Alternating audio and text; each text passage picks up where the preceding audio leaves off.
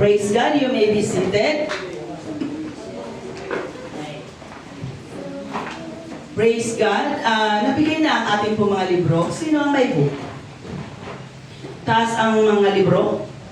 Praise the Lord. Yung iba talaga walang libro. Mahihirapan po kayo mga kapatid mag-catch up sa ating pong lesson kapag wala pa tayong book. Taas ang mayroong ballpen. Meron. Ballpen. Taas ang mga ballpen. Notebook.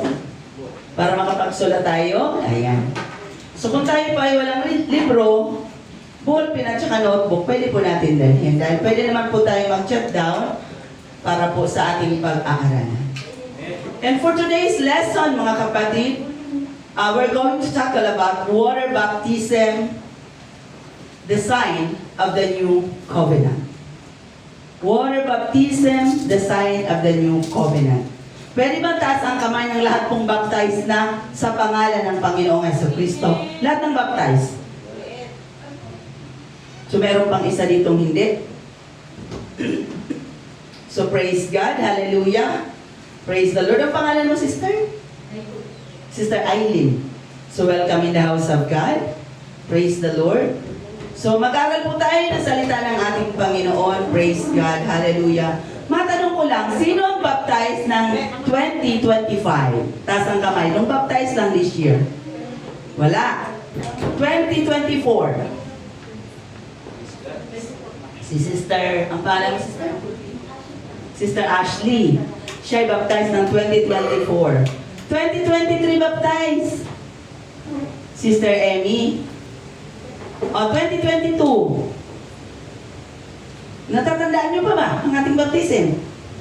Kung kailan tayo nabaptize, tandaan niyo yun. Kasawag ng ating pong Panginoong Jesucristo. And the rest in all, medyo matagal na, ilang years na sa Panginoon. No? Praise God. Hallelujah. So bakit ko yun itinatanong mga kapatid? Because sa ating pong lesson today, it is very important for us to understand na ang bawat isa po sa atin na tinawag ng ating Panginoon sa ngalan ng paglilingkod, tayo po ay nagtatayo ng pundasyon. Sabihin natin lahat, pundasyon. Pundasyon. Tanungin mo yung katabi, may pundasyon ka na ba? May pundasyon. O alam niyo ba ang pundasyon? Alam natin, di ba? Sino nakaranas magpatayo ng bahay dito? Nagpatayo ng bahay? Nagtatayo ng building? Yan, meron dito. Contractor. Yan.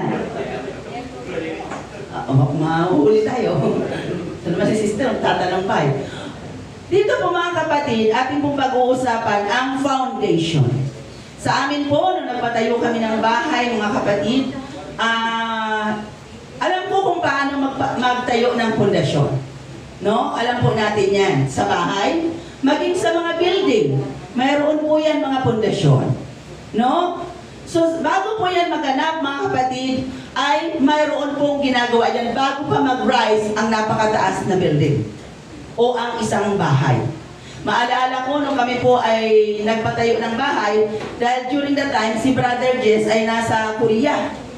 So ako lang yung foreman doon, Brother Jobert. Ako yung taga-mando doon sa mga nagtatrabaho ng bahay namin. So yung bawat haligi ay meron po yung sukat ng ilang simento ang ilalagay, anong klaseng kabilang ilalagay. So nandoon po, minamanage po natin yan. No? Bakit mahalaga ang pundasyon? Sagutin nyo nga ako. Para maging matibay. Amen. Para maging matibay. Diyan po sa ating libro, mga kapatid, may salansan po dyan ang mga bato. No? Sa bawat mananampalataya ng ating pong Panginoong Jesucristo, bago pa po tayo tinawag ng Diyos, ang pundasyon po ay naririyan. Una, ang ating pong Panginoon, because He is the rock of our salvation. He is my fortress. Amen. Andyan po ang mga prophets, mga apostles, na mga nagtuturo po sa atin. Yan po ang ating pundasyon na tinutungtungan. Dangan, nandoon po naglagay tayo ng isang bato. Pataas ng pataas, na kung paanong ibinibuild ang atin pong tahanan o ang building na itatayo mo, di ba unti-unti lang tumatayo? Napapansin nyo? Sino nag-monitor ng Fortune King dito sa may katabi ng sentral? Isa na ako dun.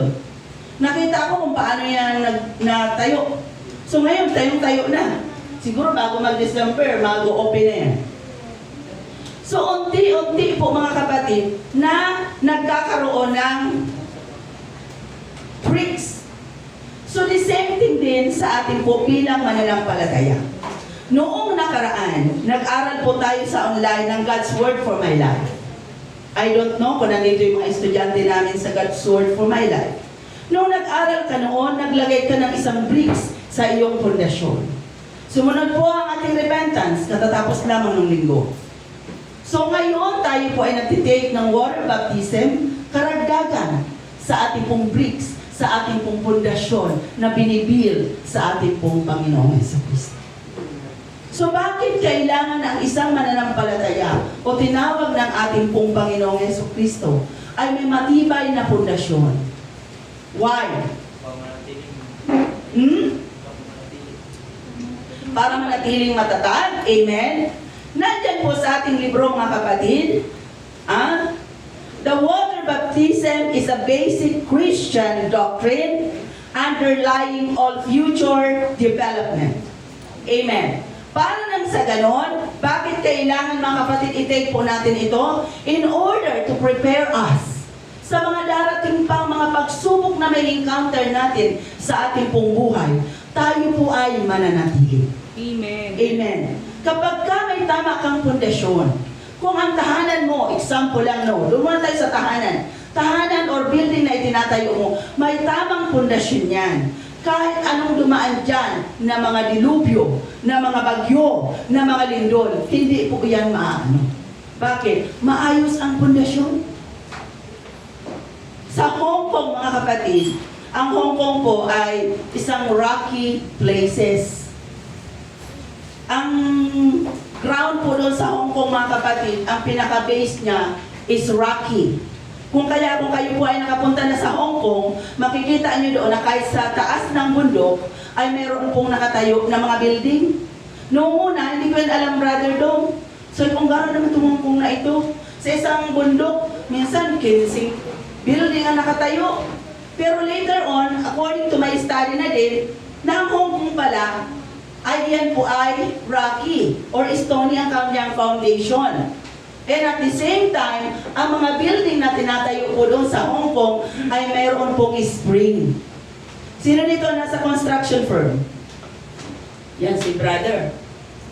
Di ba? Anong tawag doon, bro? Saan nilalagay sa ilalim na spring? Parang may terminology ang ano yan eh. Hindi lang basta spring ang tawag. Di ba may tawag doon? Di ba? Para hindi siya matutumba? Oo. Anong tawag doon, bro? Hindi lang yung tawag doon spring. Hindi naman talaga alam ko, hindi spring yun eh. Pero a kind of, para pagka mayroong bagyo or lindol, magsisway lang po ang building. Ang inyong lingkod, tumira po sa Hong Kong sa isa sa pinakamataas na building doon, 67 and 68 floor. Pinaka-top floor. So sa Hong Kong, mga kapatid, pagka may bagyo po doon, kung dito sa atin, ang pinakamalakas na bagyo, ano ba? Typhoon 4? Super Typhoon 4 na? Dito? Tama ka? 4? Walang 5? Ayun. Dito, 4 lang. Pero po sa Hong Kong, 10. Pag nag-T8 doon, parang dito sa atin, Typhoon 3, Pastor. Pag nag-T10 doon, Super Typhoon yan dito sa atin. So kapag ka dumating na po yung Super Typhoon doon sa Hong Kong, since na kami po ay nakatira sa napakataas na building, para kami dinuduyan. Kaya doon ko na-prove sa aking sarili na maganda po ang pundasyon. At wala pa ako nabasa sa history ng Hong Kong na sila po ay may nag-collapse na building. Wala pa akong nalaman. Maliban na lang siguro kung yung, minsan kasi yung, katulad yan, yung may nilalagay sa mga labas ng building. Pero sabihin mo nakatayo na, nag-collapse, wala pong ganong istorya doon. Kasi magagaling ang contractor doon. Di ba? No, walang mga C. Wala po doon mga C. Yes. Yan. Amen? So, dito, pinag-uusapan po natin ang tinatawag na foundation. So, napaka-importante ang foundation sa bawat isa sa atin. Tingnan mo nga yung katabi, sabi sa kanya, kumusta ang iyong pundasyon? Sige, so sabi mo, katabi mo.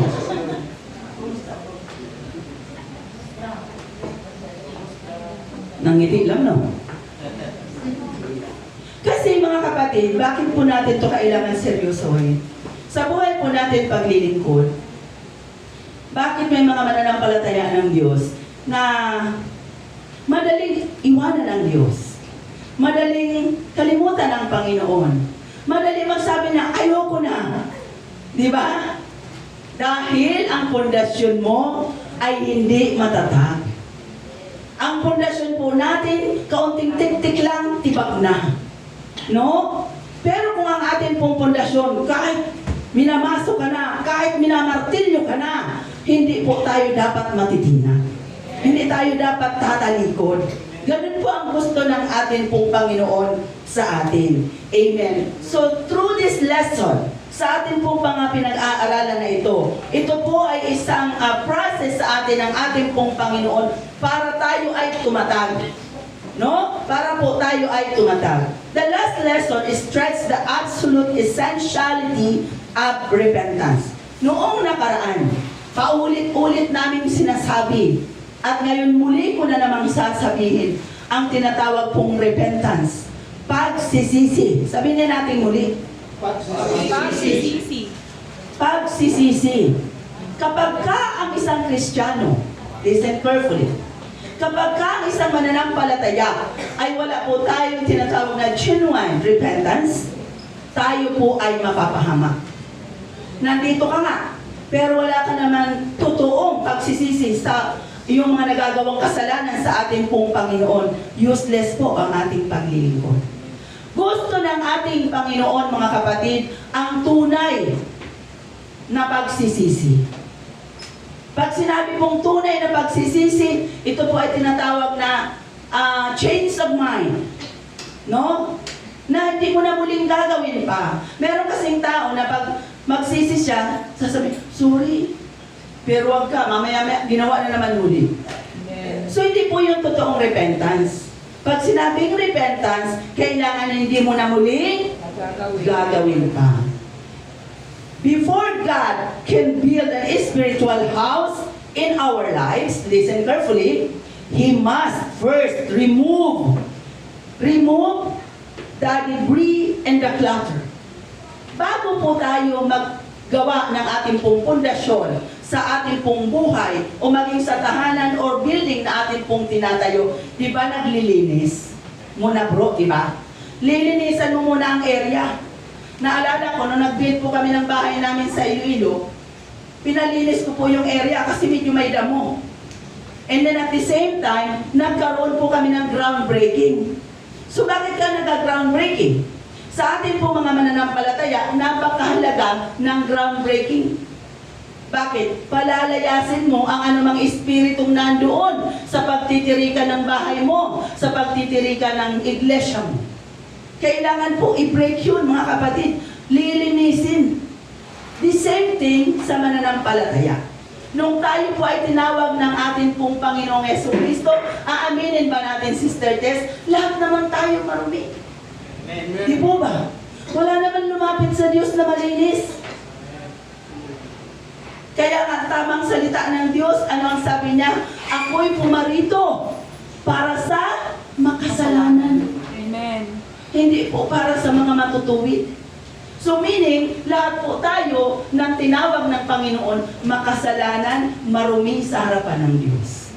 Kung kaya ang ating pong Panginoon, nais niya munang alisin ang anumang debris, anumang mga karumihan, anumang mga dala-dala sa ating pong mga sarili. Repentance is a change of mind, sinabi ko na sa inyo mga kapatid, and we become willing na magkaroon po ng bagong boss sa ating pong buhay. Walang iba kundi po ang ating Panginoong Jesucristo. And we have turned about face, ayan, to look the direction of God and His home. Alam niyo po mga kapatid, napakaseryoso nito. Na ang ating pong direction ay patungo doon sa pangako ng Diyos na tahanan, na palasyo, na buhay na walang hanggan. Doon po tayo heading. Kaya huwag po natin babaliwalain sa ating pong mga sarili. Ito pong ating ginagawa. Ang pag-upo mo dyan, huwag mong sabihin na, simple lang yan. Meron kang daratnan dyan. Merong gagawin at gagawin sa iyo ang ating pong Panginoon. It depends upon to your response. Amen. Amen? Amen. Mananatili ka ba forever? Taga-upo lang? Di ba hindi? 1988, na ako po'y tinawag ng ating pong Panginoon sa ngalan ng paglilingkod.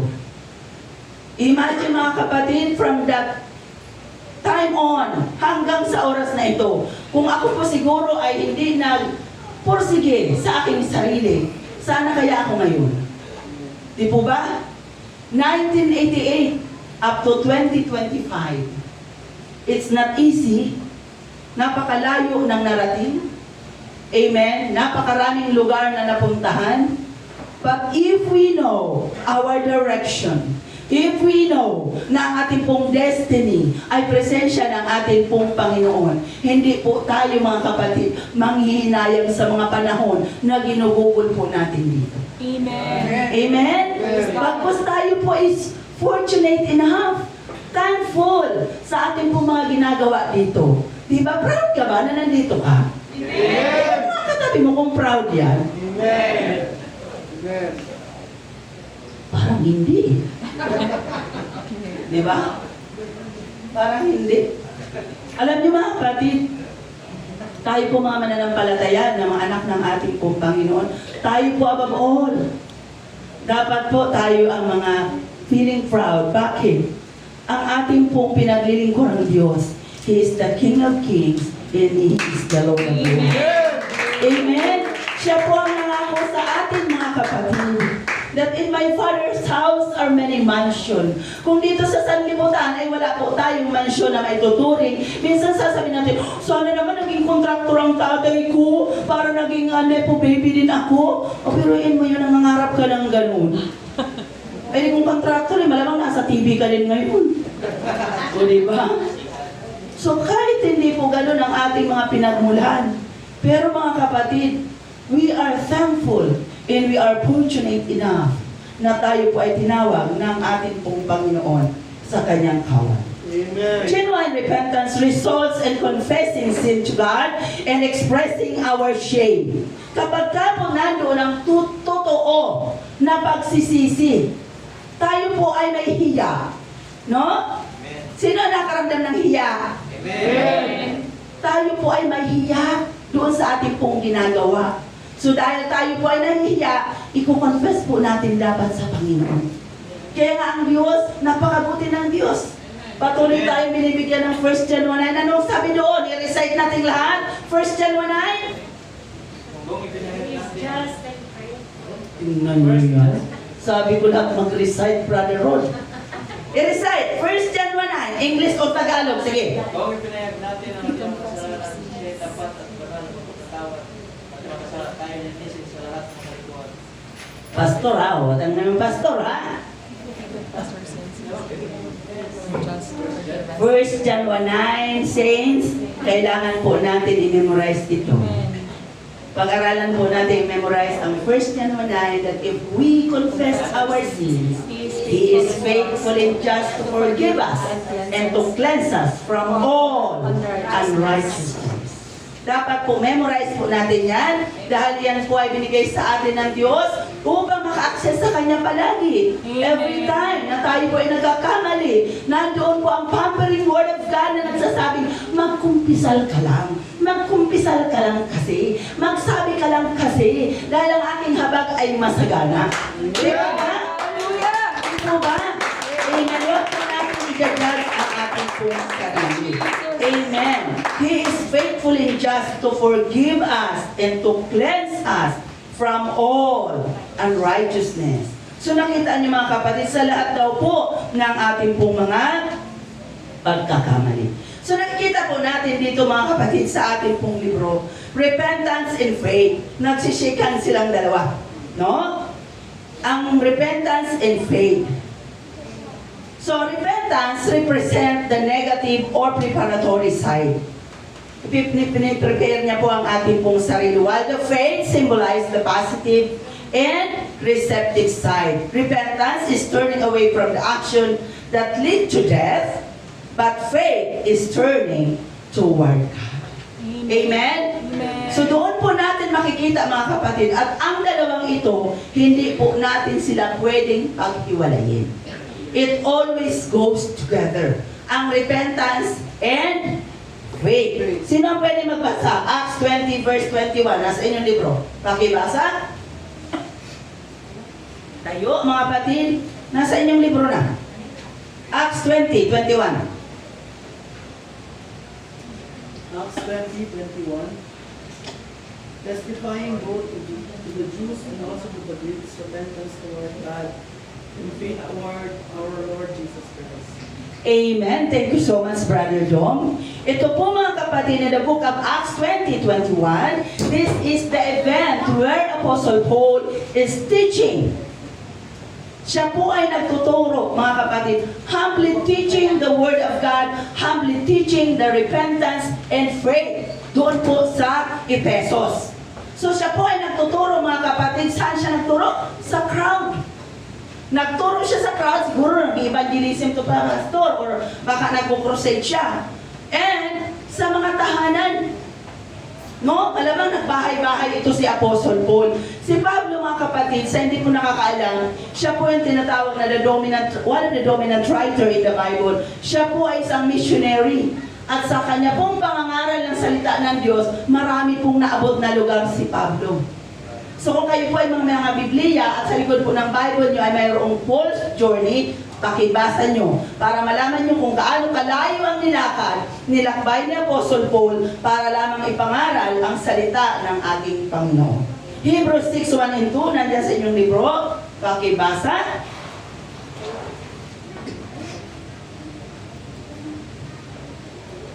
Ay, walang mababasa. Nasa inyo ng libro. Babasa na lang please. Pakibasa, tulungan nyo lang ako.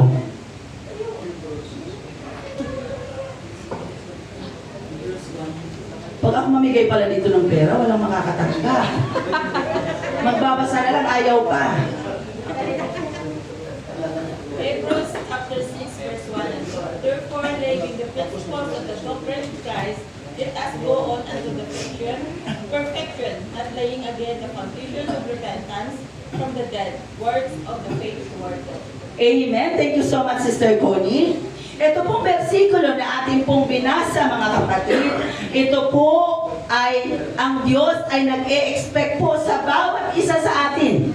Remember, ang Diyos ay nag-i-expect dito sa bawat isa sa atin na tayo po ay maging spiritually mature. Everybody say spiritually mature. Spiritually matured. So pag sinabing matured ka, ano ba ang definition nyo ng matured pala? Sige nga. Paano nyo masasabing matured? Tayo, sana marunong sa alamang sagot. Paano mo masasabing matured ang isang tao?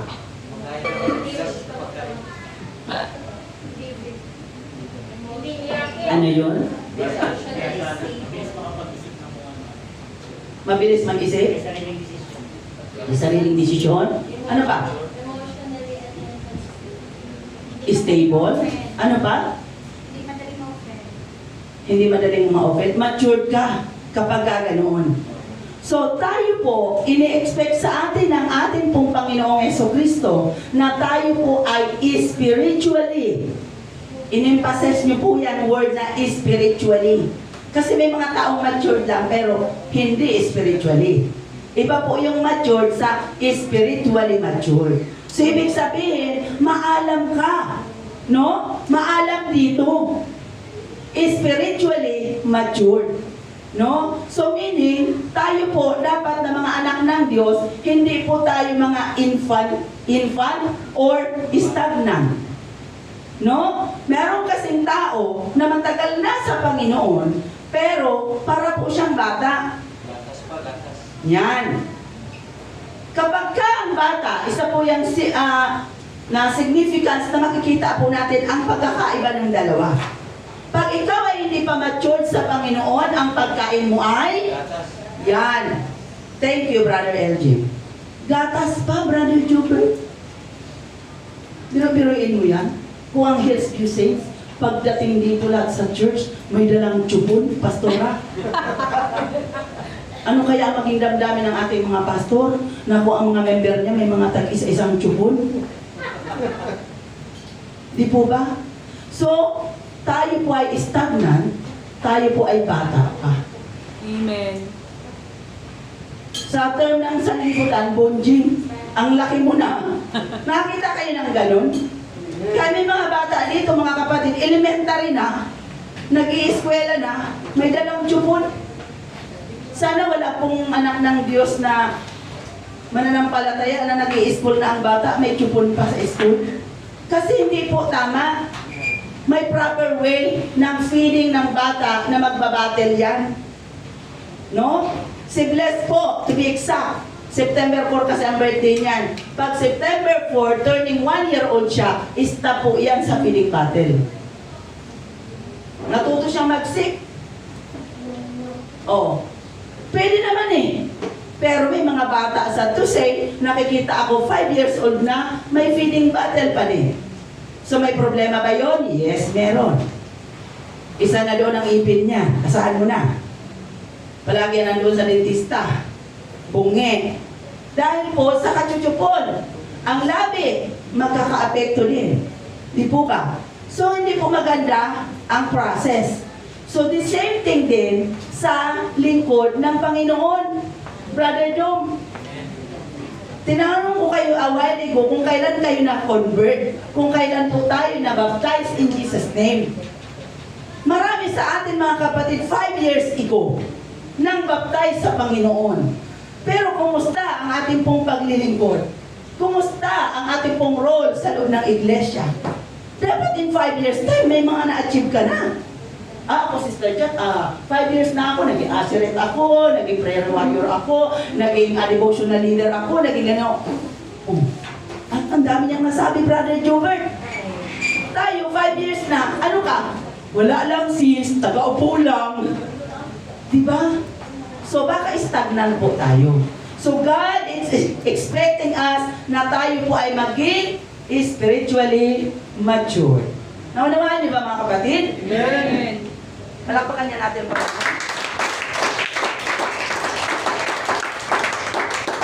Sa page 4, sabihin natin lahat, basahin natin ang bold letter dyan. Anong sabi dyan? Amen, I believe. Ang sabi po niyan sa page 4, Amen, I believe. Ang amen na word, it is a Hebrew word that means truly, or be it, or it is certain. Kapag ka narinig nyo ang word na amen, ito po ay truly, or be it, or it is certain. Amen. So dito, pinag-uusapan po natin ngayon ang word na faith. Faith is an ability to believe God and to accept His word as truth. And it is like saying amen to God. Amen. So tatanungin ko kayo, paano ang isang tao magkakaroon ng faith? Sige nga. Mag-ano tayo dito? Question and answer. Participation. Biblically, faith cometh from hearing and hearing of the word of God. Amen. Praise God. Sabi po ng Romans 10:17, faith cometh from hearing and hearing by the word of God. Yan. So, dapat lagay po natin yan sa ating isip. Hindi po pwede ang isang tao magsasabing meron akong faith, pero hindi yan nakikinig ng word of God. Hindi yan pumupunta ng church. Hindi yan nagbabasa ng salita ng Panginoon. Hindi po totoong may pananampalataya yan. Dahil ang pananampalataya, Brother Dom, nakukuha lang po natin yan saan? Pakikinig. Sa pakikinig. Sabihin mo sa iyong katabi, nakikinig ka ba? Hindi ka ba? Ulitin mo. Nakikinig ka ba? Nakikinig ka ba? Amen. Faith cometh from hearing and hearing by the word of God. So, kailangan tayo po mga kapatid ay laging makinig ng salita ng Diyos. Laging basahin ang salita po ng ating pong Panginoong Jesucristo. Ano ang mangyayari? Thank you so much, Brother Rod. Pagka nakinig po tayo, nagbasa po tayo ng salita ng Diyos, nandun po tutubo ang ating pananampalataya. Di ba? Lalo na pag araw ng linggo, nakikinig tayo kay Pastor sa kanyang pinipreach.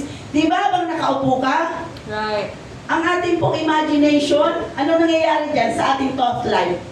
Di po ba tumatakbo ang thought life? So doon po unti-unti na tumutubo ang ating pong pananampalataya. So yun po ang gusto sa atin ng ating Panginoong Jesucristo. After hearing or reading of the Word of God, God's Spirit draw us to Himself. Yun ang mararamdaman po natin. Kaya ano nararamdaman mo? After the service, minsan nagsiservice pa, naiiyak ka na. Sino ang karamdam ng ganun? Kala ko ako lang eh. Nararamdaman ko yun mga kapatid. And sometimes we cannot resist. Nararamdaman po natin. Kaya minsan ang iba, kapag ka nakakapakinig ng Word of God dito, nandyan pa lang sa upuan, hindi pa nga altar call, nagre-response na. Amen. Amen? So, ganun po ang gusto ng ating pong Panginoon sa atin. Pwede ba natin yung gawin mamaya? Amen. No? Kapag ka nagsiservice na po mga kapatid, mag-concentrate tayo sa very presence ng ating pong Panginoong Jesucristo. Upang nang sa ganon, ang ating pong pananampalataya, dahil ang sabi ng Bible, kung mayroon ka lang pananampalataya, singlaki ng putil ng mustasa, you can move mountain. Amen. Bakit? In-example ng Panginoon yung ganong klase. Sa aking nakikita mga kapatid, dahil alam po ng ating pong Panginoong Jesucristo na ang tao talaga sa totoo lang minsan mahirap manampalataya. Amen. That's true. Di po ba? May taong, to see is to believe. May ganon. Di ba?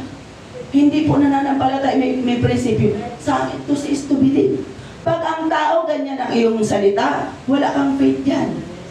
No? Dahil ang faith, mga kapatid, sabi nga, it is the things hoped for and the evidence of things not seen. Katulad po yan example. Sumakay ka ng eroplano. Nakita mo ba ang piloto ng airplane na sinakyan mo? Sino nakakita? Sino sumakay ng airplane? Yan, di ba? Meron na? Pero nakita mo ba ang pilot niyo, Brother LJ? Di ba hindi? Ba't ka sumakay? Yan. Because of faith. Amen. That is an action of faith. Na hindi mo naman kilala ang piloto, na hindi mo alam kung marunong nga yung magpalipad, sumakay ka. That is the act of faith. No? So, ganun po ang gusto sa atin po ng ating pong Panginoong Jesucristo. Na magkaroon lang po tayo ng pananampalataya sa Kanya. No? Sa ating pong Panginoon na hindi natin nakikita. Diba? Kaya mapalad ka. Mapalad po tayong lahat. Bakit? Nandito tayo inspired na hindi po natin ito nakikita. No? But we can feel Him. Amen. No? We can feel Him. We can feel His Spirit. Nandito po siya sa ating kalagitnaan. Amen. No? Sinabi niya na saan man may 2 o 3 na nagkakatipon sa kanyang pangalan, siya ay nasaan? Nandun sa gitna. So if you have faith, maniniwala kang nandyan ang Panginoon. Amen. At hindi po ba natin alam na maaaring sa oras na ito, tuwang-tuwa ang Diyos sa atin. Amen. Tinitingnan niya tayong lahat. No? At ang ating pong Panginoon, sabi ng Revelation, siya po ay may inihandang table sa atin. Feasting in the table of God. Na ang bawat anak niya na pumupunta sa kanyang tahanan, meron po siyang nakahanda na pagkain para sa kanyang mga anak. Kaya mamaya, hindi po tayo uuwing gutom. Busog po tayo spiritually. Amen? Bubusugin tayo ng ating Panginoong Jesucristo. Amen. sabi ng Hebrews 11:6? Ito po ang ating memory verse, by the way, sa lesson 1, Hebrews 11:6. But without faith, it is impossible to please Him, for he that cometh to God must believe that He is, and He is the rewarder of them that diligently seek Him. For without faith, Amen. kung wala ka daw pananampalataya, imposible mo malugod ang Diyos. Imposible. Right. Kaya kung tayo po ay nandirito sa tahanan ng Diyos, pumunta tayo dito, na wala ka namang pananampalataya sa iyong puso, hindi mo nalulugod ang Diyos. Kaya mamaya, sa paglapit po natin sa ating pong Panginoon, search your heart. Kaya nga sa ating pong devotion, kaya po tayo nagde-devotion, tayo po ay nagpapalinis sa Diyos. No? Sabi nga kanina sa awit, create in me a clean heart, O God, and renew the right spirit within me. Cast me not away from your presence, and take not the Holy Spirit from me. Restore unto me the joy of thy spirit, and uphold me with the right spirit. Amen? So nandoon ang gusto ng Diyos sa atin, na tayo po ay magpalinis sa atin pong Panginoong Heso Kristo. So anong sabi ng Ephesians 2:8? For by grace, everybody say grace. Grace. For by grace are ye saved, through faith. Kita nyo? Dahil daw sa grasya ng Diyos, tayo po ay naligtas. Kaya tatandaan po natin, pag tinanong ka, paano kang naligtas? Because of the grace of God. Amen. Pag sinabing grace of God, it is the unmerited favor of God. Bakit tinawag na unmerited ang grace? Because we are not deserved. Right. We are not deserved. But in yet, tayo po ay inalaya ng Diyos ng kanyang buhay. So that's why ang sabi po ng Ephesians 2:8, for by grace are ye saved, through faith. It's not of your works, lest any man should boast. Ang tao, tanungin mo, paano maligtas? Ano ang gagawin mo para magkaroon ka ng kaligtasan? Magtanong po tayo, sasagutin ka ng tao, magbigay ako ng mga limos, magawa ako ng mabuti sa kapwa. Akala niya, sa gawa niyang mabuti. Listen carefully. Ang kaligtasan po ng tao ay hindi po sa ating mabubuting gawa. Dahil ang ating pong mabubuting gawa sa harapan ng Diyos, yan po ay maruming basahan lamang. Kaya hindi mo yan pwedeng ipagmalaki. Hindi po tayo pwede magmalaki sa Diyos. Ang ating pong kaligtasan, nakuha po natin yan because of the grace of God through our faith. Yan. Kaya mahalagang may faith tayo. Di po ba? So kaya sa ating pong sarili, sa pag-uwi mo sa tahanan mo mamayang gabi, pwede mong bulayin, i-search mo ang iyong sarili. Gaano na ba kalaki ang faith natin sa ating pong puso? Meron nga ba? Dahil kung ikaw ay duda ka, kung meron kang pananampalataya o wala, dahil sinabi po ng Bible, meron pong buhay na pananampalataya at meron din patay na pananampalataya. Ang tanong, saan po tayo doon? No? So tayo po ay mag-build ng faith sa atin pong Panginoong Jesucristo. Faith comes from the Greek word pistis, which means firm, persuasion, strong, and welcome belief, conviction to the truth of anything. Imagine, kapag ka may faith po tayo mga kapatid, listen very carefully dahil ito po, minsan, sa totoo lang, pag pinag-uusapan ng faith, hindi ito masyadong maganda sa pandinig ng tao. No? Hindi ito masyadong kahali-hali ng pakinggan eh. Pero this is a very serious thing. Dahil dito po sa faith na ito po ang makikip sa atin. Diba, Brother Elgin?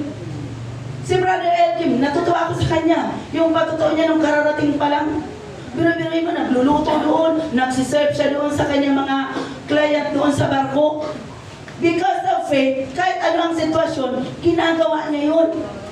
So dapat ganoon po tayo mga kapatid. Kahit saan tayo pumunta, paandarin po natin ang ating pong pananampalataya. Amen. No? Ipakita po natin that we are a followers of Christ. No? Kahit saan po tayo makarating. Sumakay ka ng bus, Brother Dom. No? Pumunta ka ng trabaho. Nagliliwanag po tayo dapat. Nasa eskwelahan ng mga estudyante natin, dapat may ilawan. Di po ba? Amen. So dapat tangan po natin. Nagliliwanag po ang bawat isa sa atin. So now faith is a substance. Ito na sabi ko kanina, of hope for, substance of the things hoped for, and the evidence of things not seen. Amen. So faith composed of three things: knowledge, faith, and trust. Kapag ka tinawag mga kapatid na, kapag ka may pananampalataya tayo, doon po unti-unti tayo magkakaroon ng knowledge. But grow in grace and knowledge dito po sa salita ng Diyos. Kaya mahalaga, di ba, noong nakaraang linggo, nagtanong ako sa inyo, sino ang mayroong Bible? O, pakitaas nga ulit ang mga Bible. Sige nga, sige. Tingnan natin ang mga Bible. Taas! So siguro sa darating na linggo, lahat kumpleto na to, ha? Amen. Sa linggo, magpa-roll call ulit tayo ng mga Bible. So dapat po mga kapatid, meron po tayong Biblia. No? Kasi dito po mga kapatid naggagaling ang, ito po ang fountain of life. No? Kanina, a while ago, nung ako po dumating, napapag-usapan po namin ang Bible. At sa totoo lang, may mga kapatid tayo dito sa Panginoon na mga hinihipo din naman na nag-i-sponsor, namimigay ng Biblia. Kami sa Hong Kong mga kapatid, during the time ng aming po mga discipleship lesson, hindi ko po inugali na mag-giveaways ng Bible. Bakit? Ang prinsipyo ko mga kapatid, ang Biblia po, ito po ang ating living guide. Guide, ito po ang ating bread. Ito po ang ating bread. So hindi ba dapat tayo naman ang mag-provide sa sarili natin? Amen. No? So wag na po tayo maghintay na regaluhan ka pa ng Biblia. Bumili po tayo mga kapatid. Dahil kung tayo po ay walang Biblia, ang ating pong pinag-uusapan na pananampalataya, hindi ka magkakaroon. Imposible po yun. No? Imposible po. So para magkaroon po tayo ng pananampalataya, above all, magkaroon po tayo ng sariling Biblia. At kapag ka meron ka na, basahin mo. Amen. No? At kung sakali namang basahin mo, isa naman sabi, Sister Chat naman kasi, ang hirap naman basahin ng Bible. Diba? Sino nahirapan magbasa ng Bible? No? Aminin natin, may katotohanan din. Mahirap pong basahin. Pero ito naman, maghanap po tayo ng someone who can teach us, who can equip us, who can nourish us, para matutunan po natin ang salita ng Diyos. Amen. Di ba? Kung meron kang hindi naintindihan sa Bible, magtanong ka sa iyong teacher. Sino, Sister Chat? Yung teacher ko sa math? Yung teacher po ng Word of God. No? Dito po sa iglesia, ilan po ang ating teacher dito? No? Pwede po tayo magtanong. Minsan may nababasa tayo sa Biblia, hindi natin alam ang interpretation. Kung kami mga nag-aaral pa, marami kaming estudyante. Haharangin kami, tatanungin kami, Sister Chat, pakipaliwanag nga po yung ganito, ganito. So, siyempre, nakakatuwa bilang teacher na yung mga estudyante po natin, interesadong matuto. No? Tandaan po natin, sa pag-aaral ng salita ng Diyos, tayo po ay unti-unti natin binibuild ang ating pong foundation. Yung pinag-usapan po natin a while ago. Sa iba po natin ng mga kapatid na kararating lang. Ang ating pong binibuild dito, ang ating pong pundasyon sa paglilingkod sa ating pong Panginoong Jesucristo.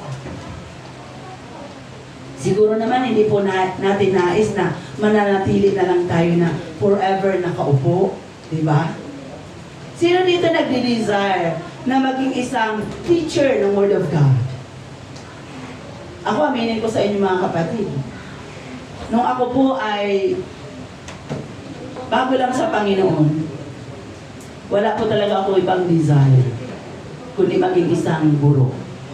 Dahil nung ako po nag-aaral pa, ang gusto ko po maging profession, teacher. Pero ang aking magulang, gusto po na nila i-take ko ay isang medical course. Ayaw ko nga ng dugo. Ayaw kong magtrabaho sa ospital. So gusto ko talaga teacher. Kaya nung kami nag-aaral pa, sabi ng teacher namin, ano ang desire mo? Hindi ako nahiya. Gusto ko maging isang teacher. Ngayon, kung kayo po ay nakaupo dyan, I know for the fact na meron po kayong desire. Maring naya ka lang aminin. Diba? Siguro sabihin, someday, ako rin dyan tatayo. Meron ganyan ako nararamdaman ngayon. Na may nagdi-desire din, tatayo dito isang araw. Alam nyo mga kapatid, hindi po tayo gagamitin ng ating pong Panginoon sa ating pong dinidesire sa ating pong puso kung tayo po ay hindi maghahanda. Right. Ngayon pa lang, kung gusto mong gamitin, gusto mong magpastor, gusto mong maging leader, gusto mong gamitin sa iglesia ng Panginoon, ngayon pa lang may gawin ka. Maghanda ka. Dahil isang araw, ilalagay ka dito ng ating Panginoon. Pag ikaw ay nilagay na, handa ka na. Di ba? Handa ka na. Naalala ko sa Hong Kong mga kapatid, nalaman ko ng pastor namin na ako po'y naghahanda. Sa Hong Kong mga kapatid, may mga gawain po kami doon. No? Iba-ibang klaseng ministry sa loob ng church. Ako po'y involved sa lahat ng ministry sa church. At maging sa labas. Kami po ay nangangaral sa mga krusada doon. Pero bago dumating ang panahon yun, Brother Elvin, kasi siyempre Hong Kong. Sino ba ang audience mo sa Hong Kong? Foreigner, Chinese, Filipino, pero konti ang Pinoy. Kadalasan Chinese at mga foreigners. Ngayon magpipreach ka sa krusada. Ang salitain mo ngayon? Di po ba? Kaya grabe ang preparation. Bago dumating na ako po'y na-appoint bilang mga ngaral doon sa crusade, nag-aral na ako ng todo. Sabi ko, kailangan matuto ako mag-English straight. Panalangin straight. English. Matagalog ang panalangin doon sa Hong Kong. Hindi ka naintindihan. So na hanggang matututo ka mga kapatid. At kung tayo po ay ready na, alam ng Diyos kung kailan kanya patatayo. Amen. Amen? Kaya kayo po mga kapatid, ito pong ginagawa natin ito, it is a preparation for all of us for a greater ministry into the kingdom of God. Palakpakan niya po natin ang Panginoon. Amen. Gusto niyo ba ating pinag-aaralan? Amen. Ay natututunan po ba? Amen. Amen. Praise God. Sabi nga mga kapatid, ang faith composed of three things. The knowledge. Siyempre sa salita ng Diyos. At dahil ikaw ay may pananampalataya, na doon magkakaroon po tayo unti-unting paniniwala sa salita ng Diyos. Believe. Believe. Tandaan po natin, the spirit of unbelief, yung hindi naniniwala sa salita ng Diyos, yan po ay karumal-dumal sa harapan ng Panginoon. Kaya nga dito, every now and then, nare-review po natin ang spirit of unbelief. Hindi po yan welcome dito sa iglesia. Ang hinhanap lang po natin dito, mga nananampalataya at naniniwala sa salita po ng ating pong Panginoong Heso Kristo. We have to believe to the Word of God and we have to trust. Trust. Kaya may salita ang Diyos in the book of Psalms, trust in the Lord with all your heart and lean not unto thy own understanding. Gusto ng Diyos tayo po ay magtiwala sa Kanya.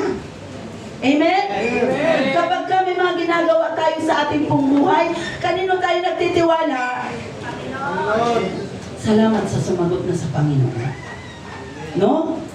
Pero kung minsan nagtitiwala ka sa nanay mo, agad, hindi naman sinabi kong huwag kang maniwala, mag-trust sa nanay mo.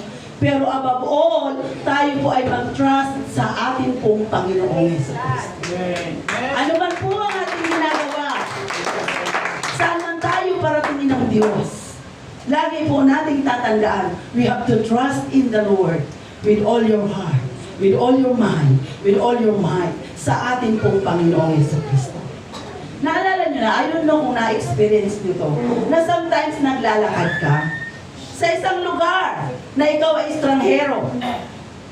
Stranger ka sa lugar na yun, ngayon mo lang narating. Hindi mo alam kung saan ka talaga pupunta.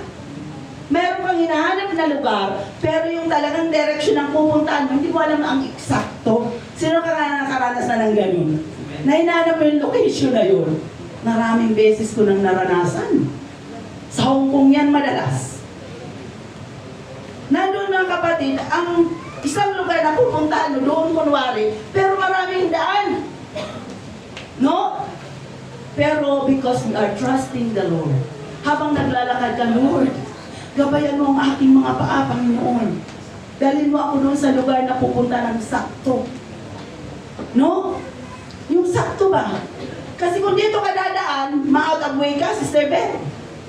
Pero kung may daan talagang tutumbok pala doon, na pag ganun mo, salamat, ito na pala. Di ba napapaganon tayo? Nandoon po ang paggabay ng Panginoon. Inagabayan niya tayo. No? Kaya nga nung sabi ng salita ng Diyos, ang atin daw pong steps is guided by the Lord. Sino nakabasa ng versikulong yun? Ang step daw po ng mananampalataya ay guarded by the Lord. See, napakagandang salita ng Diyos. Na ang bawat palang hakbang natin, guarded ng Panginoon. Kaya make it sure na ang atin pong pinupuntahan ay ayon sa Panginoon. Amen. Huwag po tayong pupunta doon sa lugar na ayaw ng Diyos. Mapapahamak po tayo, mga kapatid. Amen? Then the minds believe. Maniniwala daw po tayo that these things are true. Jesus died that I might be saved. He wants to give me His Spirit. His blood will wash away my sins. So dapat yung mga bagay na yun, pinananampalatayanan ko. No? So dito po ako magtatapos sa isang kwento, mga kapatid. No, ako po'y tinawag ng ating pong Panginoong Hesus Kristo at the age of 18. No, ako po'y tinawag ng Panginoon. Ang aking pong mga late grandparents, nagmamay-ari po ng napakalaking ribulto sa aming pong lugar. Na kung tawagin po yung ribultong yun ay ama. Meron po siyang curly hair na parang, kumbaga sa ano ngayon ay parang Jesus Christ daw. So ang term po ng aming mga lola at lolo ay ama. At ang kanya pong laki ay kasing laki ng tao. Siya po ay nakaupo. At ang kanya pong forma ay ganito. Nakaganyan siya, ma. Nakaganyan siya. Nakatungo siya, mga kapatid. I was 18 during the time nang tinawag po ng ating Panginoon. Amen. So during the time, mga kapatid, nang tinawag po ako ng ating pong Panginoon, andoon po sa akin ang pusong paglilingkod. No? Andoon po ang pananampalataya sa aking puso. Kaya napakahalaga, mga kapatid, ang ating pong pag-aaral na ito na panampalatayanan mo, paniwalaan mo. No? So dumating sa aking buhay, mga kapatid, na ang mga bagay na hindi po ayon sa Panginoon ay akin pong tinalikdan. Kasama po doon ang Diyos. Alam niyo ba ang aking ginawa? Siyempre, bata pa ako noon eh. 18 lang ako. Parang si Bless lang ako, mga kapatid. Ako po ay panganay sa lahat ng apo. So ang bahay ng lolo ko, malaki po yan. At kapag ka walang tao doon, nag-iisa lang po yung santo doon, nakakatakot pumasok. Sobrang nakakatakot. Natatakot ako doon, mga kapatid. Pero during that time, na ako po'y na-convict na lahat ng bagay i-get rid sa aking pong buhay. Alam niyo ba, ginawa ko, mga kapatid? Isa-isa ko pong minarder ang rebulto ng aking lolo. Dadaan ako, mga kapatid. Pingasin ko ang sa ng daliri. Tinanggal ko ang isa niyang daliri, mga kapatid. Dahil sa harapan po ng ating pong Panginoon, ang idol, mga idols ay kinasusuklaman ng Diyos. Nabasa ko po yan sa Biblia. So dahil ang aking mga magulang ay solido po sila doon, hindi mo sila basta mapasunod. Di ba? Sino ba ako? Apo ka lang. Di ba? So sinisimplehan ko na hindi ko naman pinimit-mitin, brother. Yun ang laki niya. Malaki pa sa akin. So yun po ay inilalabas ng aking grandparents sa, alam niyo sa probinsya, yung Aurora. Yung mga taga Bicol dito, alam niyo yung Aurora. Tapos kakantahan, ganon. Pag yun inilabas, buong barangay namin, amaze na amaze sila. Pero nung dumating po sa heart ko, ang panahon yun, unti-unti ko po siyang sinira. Ito naman lolo namin. Uy, si Ama! Napaano na si Ama! Ay, ipahinang yan, Rebecca. Ipahinang yan. O, ito naman lola ko, ipinahinang. Bumalik uli ang mga daliri niya. Biruin niyo yun. May Diyos ba tayong gano'n? Ang ating pong Diyos, mga kapatid, hindi pwedeng gano'n ang ating Panginoon. So doon ko po nakita, mga kapatid, kung gaano karumi ang uri ng ating pananampalataya dati. Amen. May isa pa rin pong kwento sa Bicol pa rin. May isang mananampalataya, believer, na ginetreat niya rin ang mga buhay. Kasi maniwala ba kayo, mga kapatid? Ay, no, sa inyo siguro. Meron ba kayong ginetreat sa inyong buhay nung kayo naglingkod? Meron ba tayong inalis? Eh, parang wala kayong inalis? Amen. Kasi ako marami akong inalis, mga kapatid. No? Kasuotan, tinanggal ko, inalis ko yung mga dati kong sinusuot, inalis ko. I don't know sa inyo, baka nasa aparador pa rin. Yan lang yan, Sister Chat, kasi ipalaminate ko pa yan. No. I-get-read po natin. I-get-read, mga kapatid. May isang tao, mga kapatid, alam niyo ginawa niya? Idols na naman.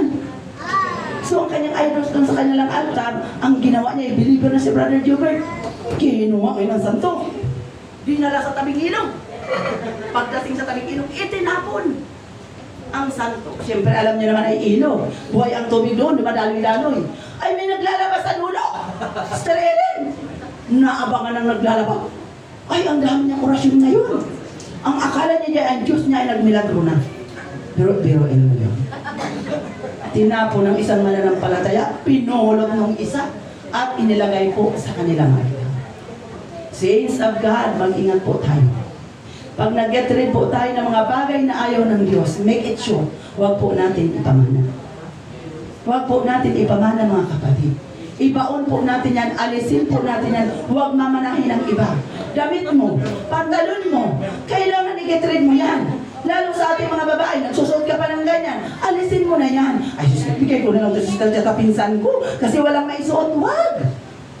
Partaker ka. Inayawan mo nga, bigay mo pa sa pinsan mo. Paano ma-convert yan? Di po ba? So ngayon, mga kapatid, kailangan po i-get rid po natin ang lahat ng bagay. Kapag ka po tayo ay may pananampalataya sa ating pong Panginoong Jesucristo, ang lahat po ng bagay ay kayang-kaya po natin gawin sa tulong po ng ating pong Panginoong Jesucristo. May nahanungan ba tayo lahat, mga kapatid? Praise God! Hallelujah!